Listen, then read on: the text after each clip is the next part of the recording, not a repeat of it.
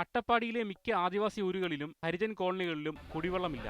അഗളിക്കടുത്ത നൈക്കർപ്പടി ഊരിൽ ജലനിധിയുടെയും പഞ്ചായത്തിന്റെയും മഹാട്സിന്റേതുമായി 3 പൈപ്പുകളുണ്ട്. ഒരു തുള്ളി വെള്ളം ഒന്നിലും വരുന്നില്ലെന്ന് മാത്രം. പുഴയ്ക്ക് പോകണ തണ്ണിക്ക് അവിടെ പോയാൽ ഒരു കുടന്ന് കൊണ്ടുവരാൻ മുടിയും. അത് 2 മണിക്കൂറാകും. ആ ഈ പൈപ്പിട്ട് വെള്ളം വന്ന് വരതില്ലല്ലോ.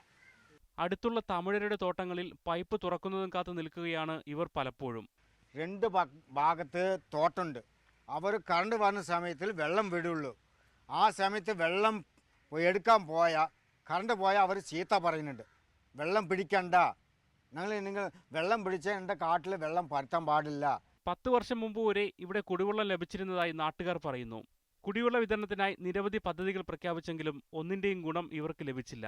വെള്ളമില്ലാത്തതിനാൽ പലരും ഇവിടെ നിന്ന് നാടുവിട്ടതായും ഇവർ പറയുന്നു. പ്രശ്നത്തിന് പരിഹാരം ആവശ്യപ്പെട്ട് പലതവണ അധികാരികൾ സമീപിച്ചെങ്കിലും ഫലമുണ്ടായില്ല. സാജിദ് അജ്മൽ, മീഡിയ 1, പാലക്കാട്.